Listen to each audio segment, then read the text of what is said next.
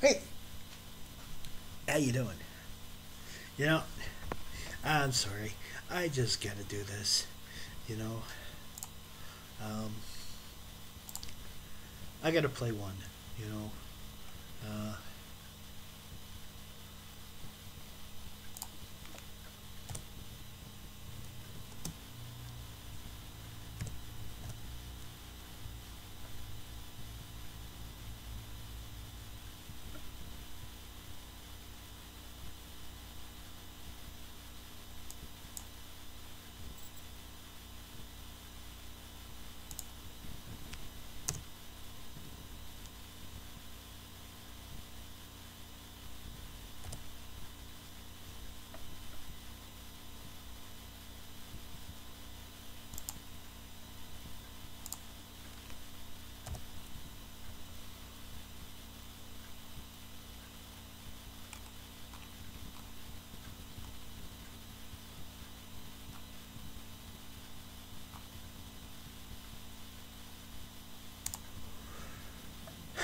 this is for all us people out there who love Christmas time.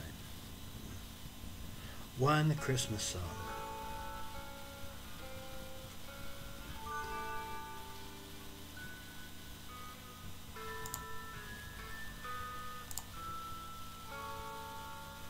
One of my favorite.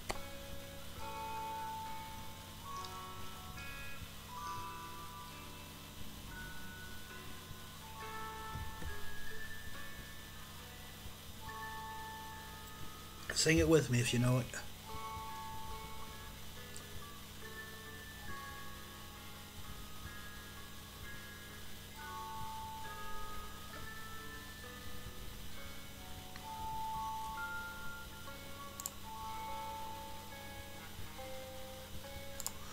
Don't want that one.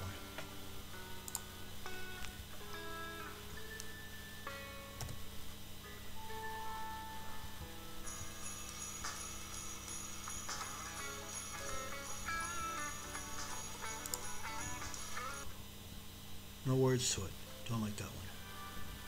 Here we go. Yes. Here we go. Sing it with me if you know it.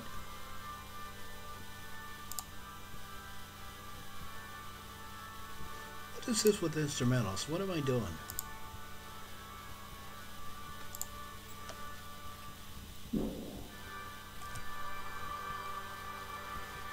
Peaceful, joyful and triumphant, O come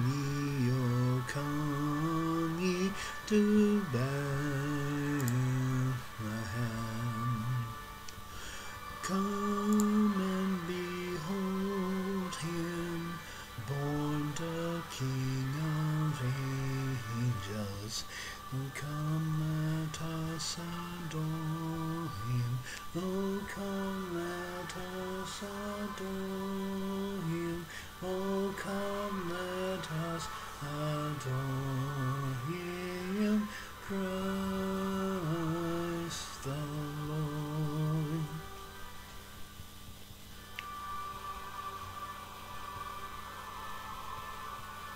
Simply love Christmas time. You know, this is my gift to you. You know, every couple of nights, I'm gonna play a Christmas carol. You know, so because I just absolutely adore Christmas. You know.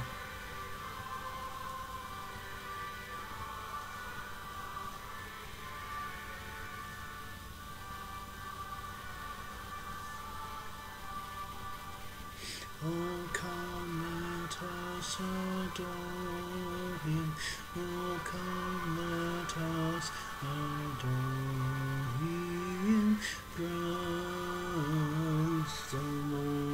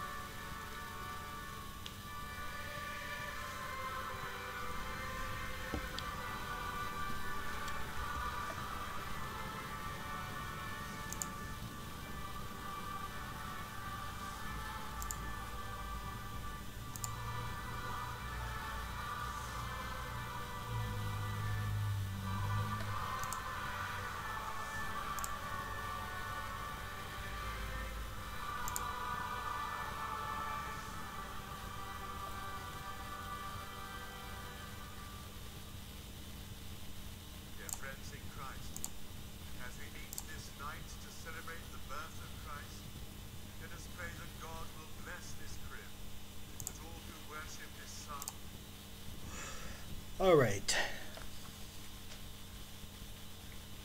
It's come to my attention that many of us sitting in AA and NA and CA and GA wonder if we're supposed to be there.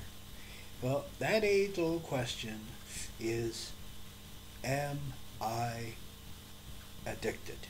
Well, we are going to look at that very subject this morning, today. So, addictions range from everyday drugs, alcohol and cocaine, to behaviors of gambling, stealing.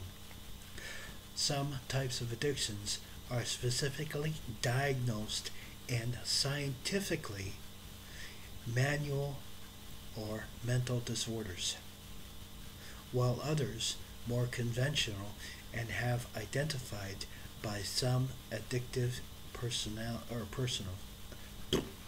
professionals. The types of addictions see the drug use define,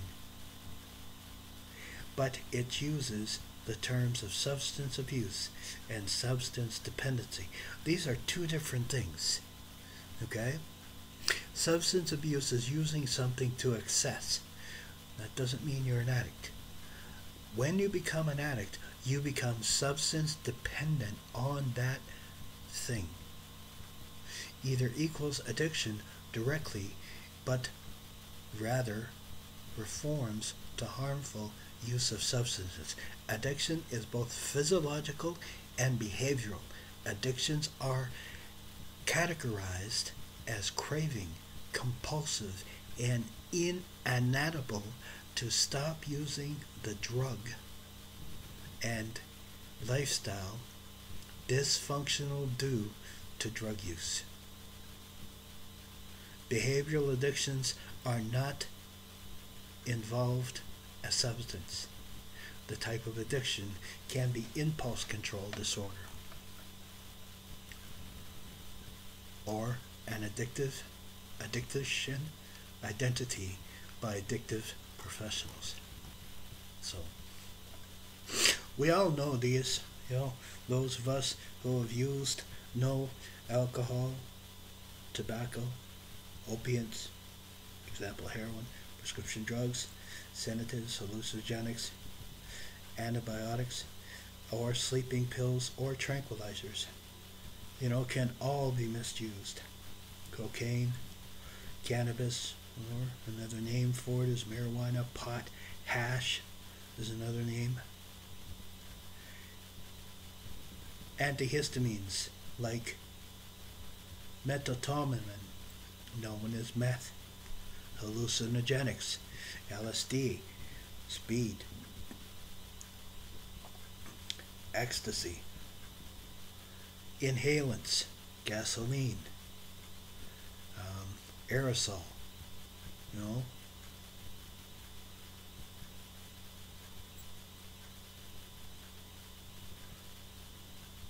physical colliding, or also known as PCP, or angel dust. Other unspecific substances. Basically, anything that you can't do without. That could be over-the-counter medication as well. It could be sex. It could be pornography. So, impulse control disorders. Intermediate explosive disorder. Compulsive aggressive and aggressive acts. This is usually learned behavior. Okay? It's not actually in you unless you've had an accident or a head injury. That could be the cause of it. Kleptomaniac, compulsively stealing is what that is. Pyromania, compulsively setting fires. Gambling. If you go out and buy tickets and take money from this, that, or the other thing to get your tickets, I'm sorry, but you have an impulse control disorder. Now, there's list of addiction behavioral: eating, or overeating, undereating, not eating, bulimia, uh, bulimia, um, thinking you're too fat, thinking you're too skinny, overeating, not eating enough, binge eating, it all involves in that. Sex, like I said, pornography, affecting or viewing. If you're a sex addict and you have to masturbate 2 or 3 times a day, that's a problem. Using computers or the internet, okay? This is excessive compulsive, and in other words, you're not using sleep, and you're not going to sleep, and you're not eating, and you're doing this, okay? Playing video games. I was guilty of that one. I used to play for a week at a time and not sleep. Working. Workaholics. Taking work instead of going home. It's a workaholic. Excessive exercise. Spiritual obsession as oppressed and religious devotion. That's not the same as going to church on Sunday. Okay? That's not the same at all. Okay? That's not the same as having a God. Okay? You have to understand that the difference between religions in Christianity is about that far away from each other. They're very close. Cutting or pain seeking pain. Cutting, obsessive piercings, excessive tattooing. Okay, it can all be a problem. It can be a list of behavioral, and then shopping.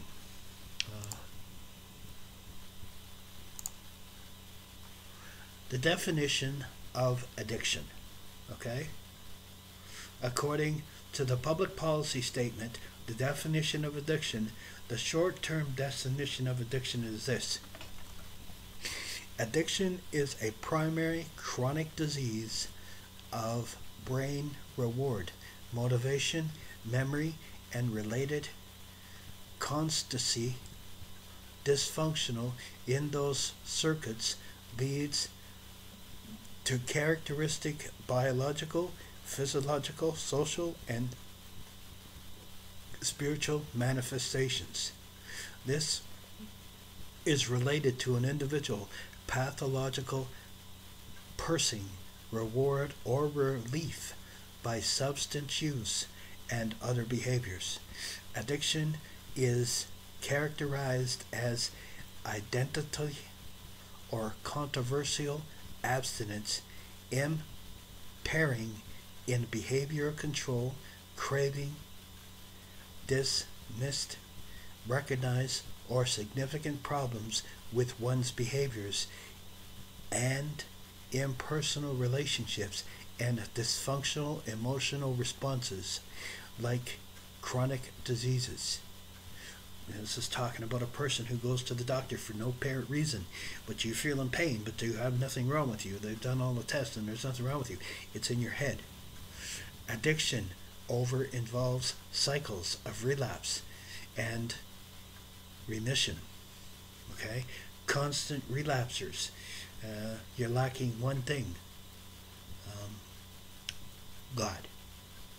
Okay? Without treatment or engagement in recovery activities, addiction is progressive and can result in a disability and permanent death.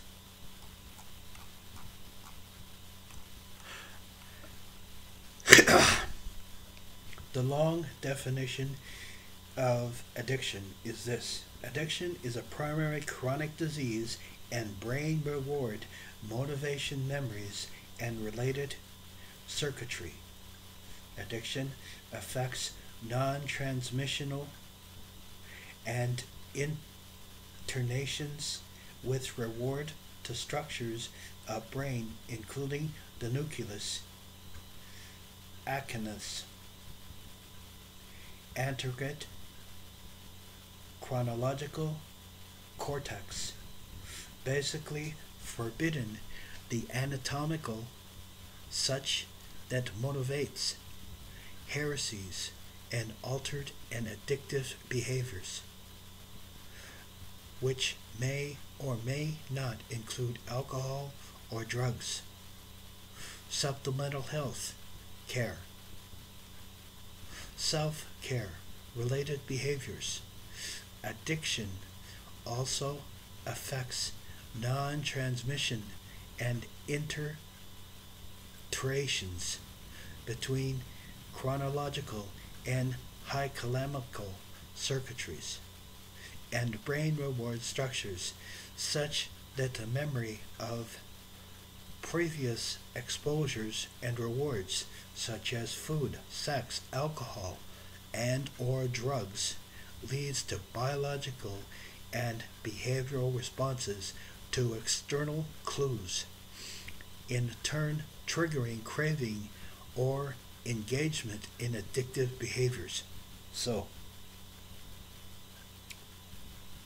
the neurological of addiction encompasses more than neurological chemistry or reward. The frontal cortex of the brain and underlyingly white matter contains between a frontal cortex and circuitries of reward, motivational and memory, and fundamental in manufactures and altered impulse control, altered judgment, and dysfunctional pursuit of rewards, which is often experienced by affective person or desires to be normal.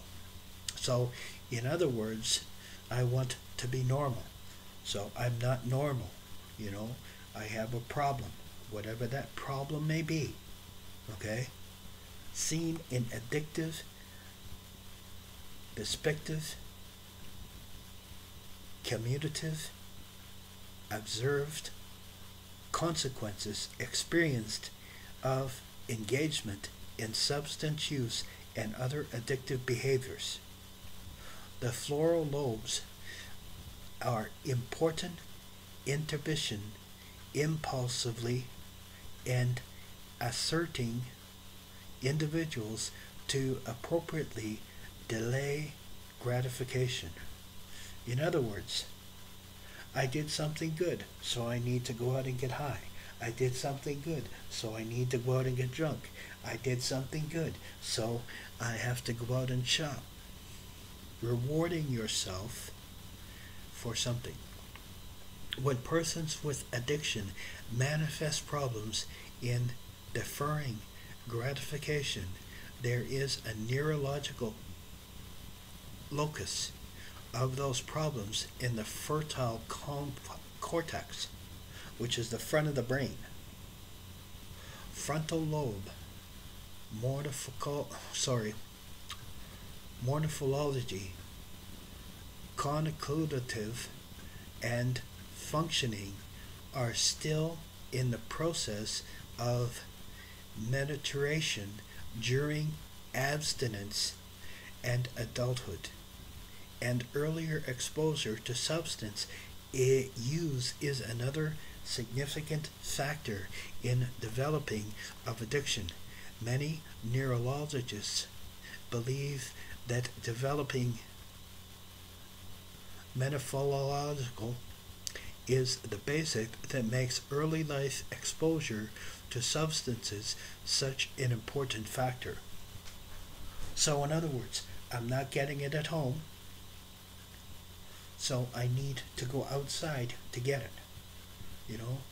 It ends up being addictive compulsive behaviors, and outbursts and, sneaking out.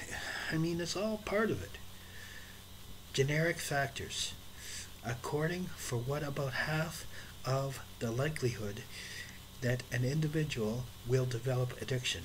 Environmental factors interact with a person's biological and attractive the exhort to which generic factors exert their influence. Relations in individual occurs through parental or late life experiences can affect the external, to which generic prepositions lead to the behavior of the manufacturing of addiction. Culture also plays a role in how addiction becomes australized in persons with biological variabilities to develop of addiction. So, can it be a learned behavior? Yes.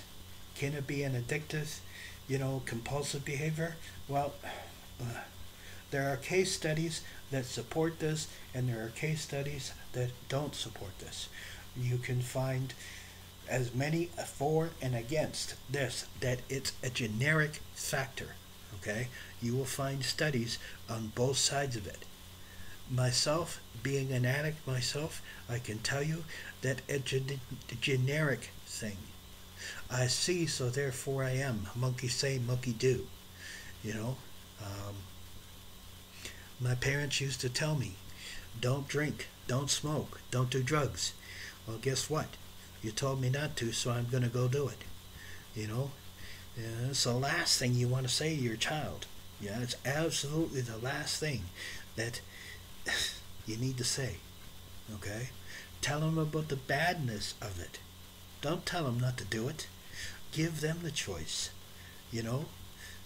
As parents, you really can't take this child and steer them through life. It'd be nice, wouldn't it?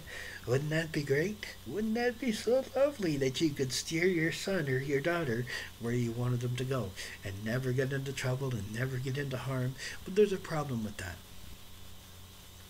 They're never going to learn anything. They're never going to learn right from wrong because mommy or daddy has led them all their life. They're going to be socially unacceptable. Well, I got to check with what my mommy says. You're 35 years old and you're checking with what your mommy says. Do you think that's a problem? Do you think there's abandonment issues? Do you think there's social issues there? Yeah, I think so. So, you really need to go back and check that. There's a list of other factors that can contribute to the abstinence and appearance of drugs and addiction, led to the characteristics of biophysical, sociological, spiritual manifestations include. Now that's a big word, if I believe something long enough and I brainwash myself to believe it, it's going to happen, The presence of an underlying biology defect in the function of reward circuits, which that drugs and behaviors which enhance reward function are preferred and cite as reinforcements. So, in other words, I can believe what I want to believe because I believe what I believe, and if you don't believe what I believe, you ain't no good in what you say. And I'm not going to believe what you say because it ain't what I believe. Phooey on you. If you want to be an antisocial, egotistical, maniacal jerk all your life, all power to you. I'm going to tell you, you ain't going to have many friends.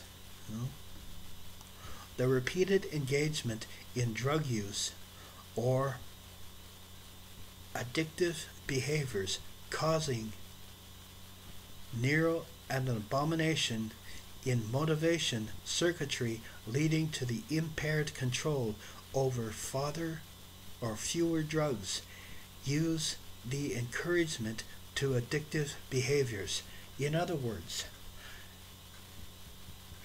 when I started, 2 or 3 beer could do it. Then it became a case. Then it became a 24. Then it became a 48. Then it became liquor and alcohol. So it went and went and went, and it grew and it grew and it grew. If you plant water on a tree, it's going to grow. So, if you sit in a barber chair long enough, you're going to get a haircut. Connective and assertive disorders, which impair perfections and compose the ability to deal with feelings, resulting in significant self-deception. So, I don't want to deal with my root issue. I don't want to deal with that issue. I don't want to deal with the fact of whatever it is. Could be 1,001 different things, you know. But I don't want to deal with that, so I'm going to stuff my feelings. Well, you can only stuff so long before you have to shut your mouth up, you know. And you can only stuff so long until you have to alter your state of consciousness. So that's where addiction comes in. Disruptive and healthy social supports and programs in interpersonal relationships which impact the development or impact the resolutions. So, in other words, if I hang out with a drug dealer, I'm probably going to use drugs. If I hang out with a bootlegger, I'm probably going to use alcohol. You know, you are the people you hang out with. You know, you need to understand that. You know, I am, therefore I am. You know, we are who we are. You know, if I go into a place and they're selling drugs, I see ya. I don't ask why. I don't ask what they're selling. I don't give 2 iotas. You know, I don't care what you're selling. You're doing something that I don't want to be around, and I just don't do it. When I first came into recovery, I had a little black book. It was about this thick.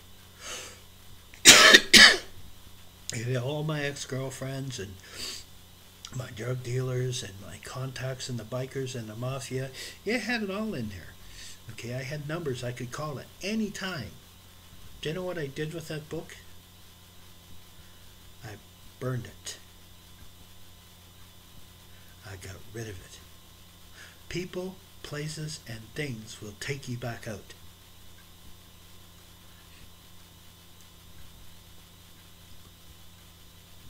Exposure to terminal or stressors that overwhelm an individual coping abilities. So, I have a serious accident. I kill somebody. I don't want to deal with that. I was sexually assaulted as a child. I don't want to deal with that. Whatever the case may be, those are 2 examples, you know, and I use those from my own life. You know, my cousin, I mean, he was raised in a Christian home. He never used a lick of drugs until he was 25 years old, because he got high one night and they went off a cliff, and 5 of the 6 in the car died. 3 died on impact, and 2 died after days in the hospital. So he took it pretty hard, and he started hitting the bottle pretty good. Dissertation in meeting, purpose, and values that guides abilities, thinking, and behavioral. So, if I hang out with drug users and all those people, I'm probably going to learn that. If your parents were addicts, you're probably going to learn that. Durations in a person's correction with self, with others, and with transcending, referring to God by many in 12-step meetings, groups, and higher consciousness by others. So, how do we stay from going back out? 12-step meetings, sponsor, and steps. It says 12-step meetings for a reason. It's talking AA, NA, GA, CA, whatever the case may be, you know.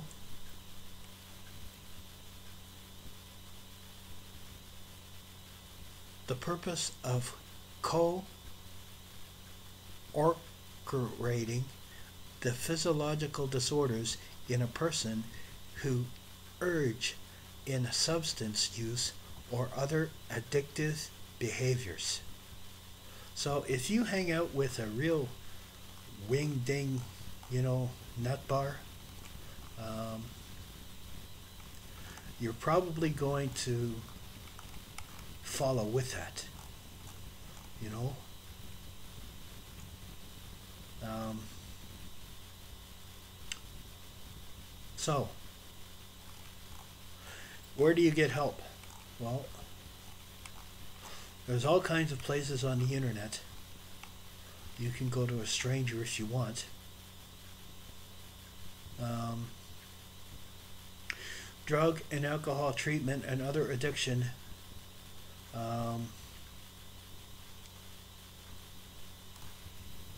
You know, there are sources out there that you can go, but in this day and age, most people in problems and addictive compulsive behaviors can't afford to take time off work or can't afford to do this, that, or the other thing because of this problem. So this Heaven Elohiym Treatment Center has come up with the world's idea for that situation. And what that is treatment online. I am available 24 hours a day, 7 days a week. Okay? My phone is always open to issues in grief, addictions, sexual assault, rape, crisis. Okay, if you're having a crisis, inform me. You know, I've been in those crises. I know what to do. Okay, I can get you help. And when you're in your headspace, you don't know where to go. So, we're on the 8th today.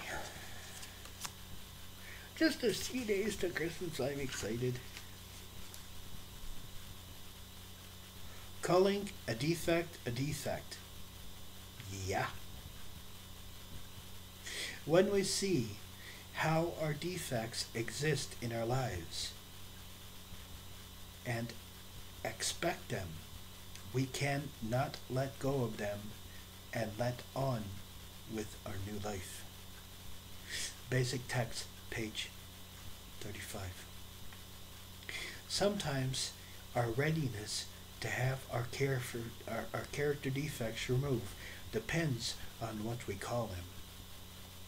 It's manifesting our defects makes them seem less defective. Many we are unable to see the damage they cause, and they seem to be caused with no harm. Why we even ask our God to remove them from our lives? Well, you can't deal with your anger because you've been angry all your life. You can't deal with your rage because you don't know what that is. Okay, you can't deal with the feelings of hurt and pain and exhaustion and emotion and sleeplessness and all those other existing pains and problems. You know, you need to deal with those defects of character, and the steps will help you do that. Take people pleasers, for example. Doesn't really sound all that bad, does it? It just means they're nice to people. Yes, yes, yes, yes. Doesn't that get taxing? Not quite. To put it bluntly, it means their dishonesty and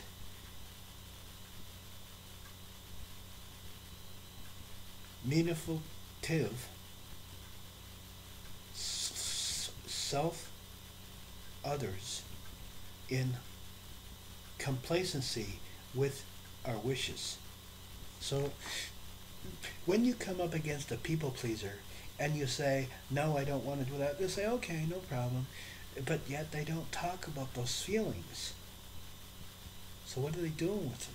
You know, it's very interesting. Or perhaps we think we're easygoing, But does easygoing mean we ignore housework, avoid confirmations, and stay put in our comfort rut? Then a better name for it would be laziness, procrastination, or just plain fear.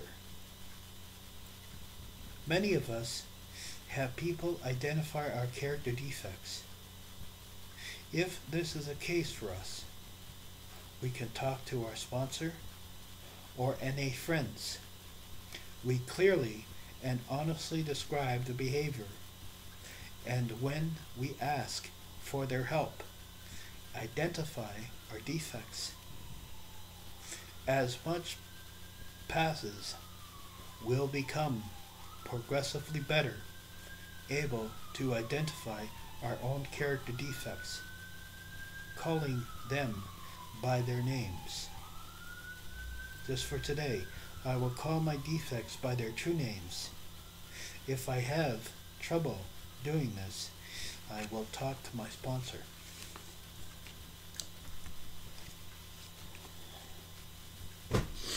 I have a few days in this program. It doesn't matter my days, okay?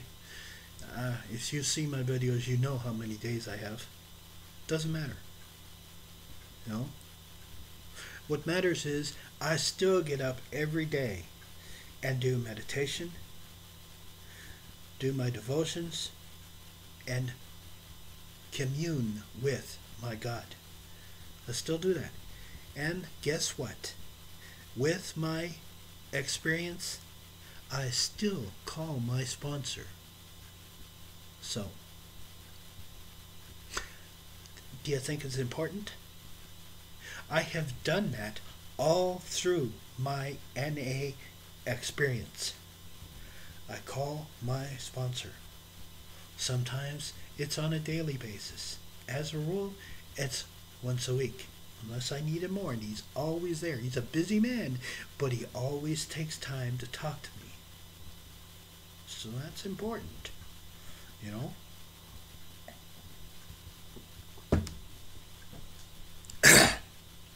If you're having trouble with problems and with issues,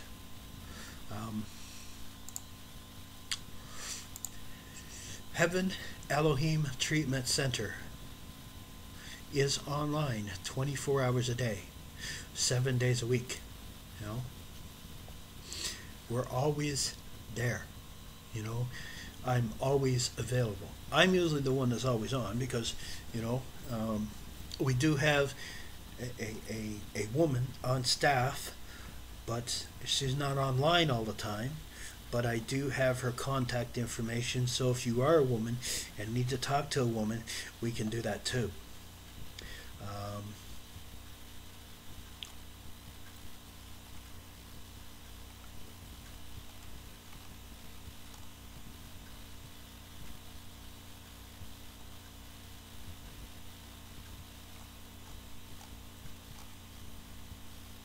We do grief counseling,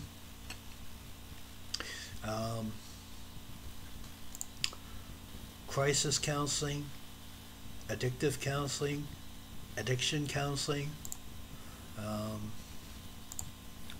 We're pretty much